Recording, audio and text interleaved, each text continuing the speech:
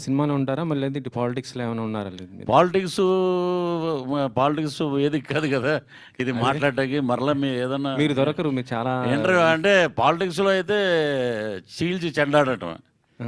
అది మామూలుగా ఉండదు. అది ఇప్పుడు ఇక్కడ మనకి లాస్ అవుతుంది, వాడు ఎలా అంటున్నాడు, వీడు ఎలా అంటున్నాడు అవి నేను పట్టించుకోను.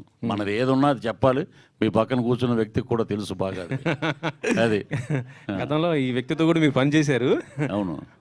అయితే ఈ రోజున జగన్ గారు అక్కడ ఢిల్లీలో ఏపీ గురించి మొత్తం కూడా అక్కడ కొంత శాంతి భద్రత క్షీణించాయనేసి ఏపీలో ఢిల్లీలో చేశారు కదా, దానిపైన మీ జనసేనకు సంబంధించి మీరే ఏ విధంగా అంటే స్పందిస్తారు? ఒక common man, not party, common మ్యాన్గా చెప్తాను నేను.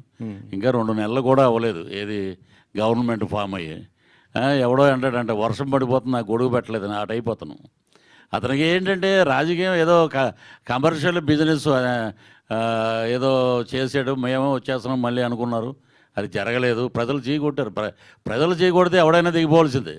వీళ్ళేమో పెద్ద ఏమన్నా తోపులేం కాదు వీళ్ళు.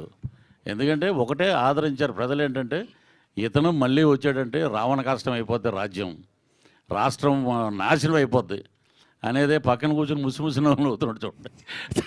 తను తెగ చేశాడు ఇంటర్వ్యూలు అప్పుడు, ఫేవర్ ఆఫ్ వైఎస్ఆర్సీపీ అని.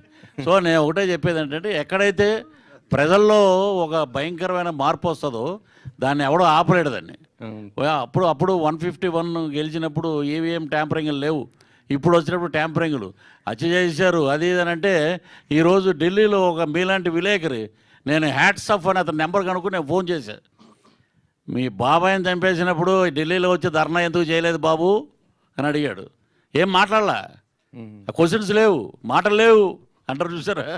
ఆ టైపు ఇక్కడ అద్భుతంగా ప్రభుత్వం జరుగుతుంది. డిప్యూటీ సీఎం కొణిదెల పవన్ కళ్యాణ్ గారు తాట తీస్తున్నారు, ఒక్కొక్కరిని అద్భుతంగా పరిపాలిస్తున్నారు చంద్రబాబు నాయుడు గారు అందరూ. So government is very happy. ఈ కొత్త గవర్నమెంట్లో జ్యువెల్ తీఫ్ రావటం నిజంగా చాలా హ్యాపీ.